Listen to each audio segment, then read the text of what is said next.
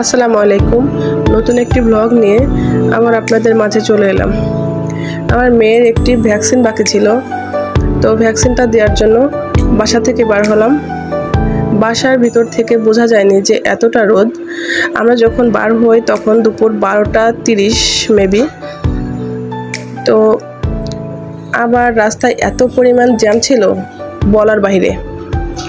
Jam থাকার কারণ আরেকটি, সেটাই হলো বসুন্ধরা রাস্তা রিপেয়ারিং হচ্ছে এই রাস্তার উপর, ওই জন্য বেশি চাপ পড়ছে। তো হসপিটালে পৌঁছানোর পরে বাচ্চাকে জিজ্ঞাসা করতেছি, বাবা তোমাকে ভয় লাগছে? সে তো মোটামুটি ভালো মজায় আছে, সে বলছে না মামা ভয় লাগছে না।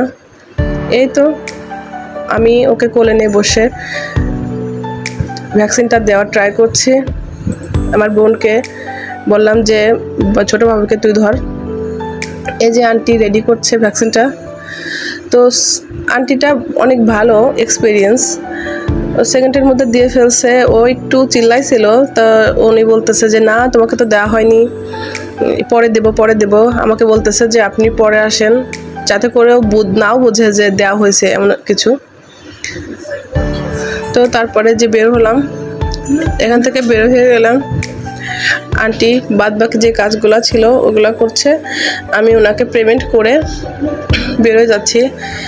এই তো যেহেতু দোতলায় আমরা লিফট ইউজ করি নাই, সিঁড়িতে নেমে যাচ্ছি। এই যে আমার মেয়ে হেঁটে যাচ্ছে। এখানে যেহেতু সবসময় আসা হয়, ও মনে করছে হয়তো বা আমরা ওষুধ নেব, কিন্তু ওখানে ঢুকে গেছিলো ওই ডিসপেন্সারিতে। আসতে গিয়ে এখান থেকে জিলাপি কিনা হয় আমার, কারণ ও পছন্দ করে জিলাপিটা। তো জিলাপি নিয়ে নিলাম ওর জন্য। তারপরে আর দোকানে এসে দেখলাম খুব সুন্দর সুন্দর কেক, পাউরুটি। বাবুকে বললাম, বাবু তুমি কি খাবে? ও তো বেশি এরকম খাওয়া দাওয়া করে না, ও একটু মাখন কেক পছন্দ করে। তো এমনি কেকটা নিয়ে এলাম সন্ধ্যার সময়।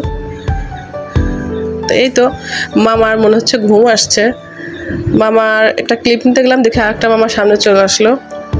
এই তো এতটা রোদ।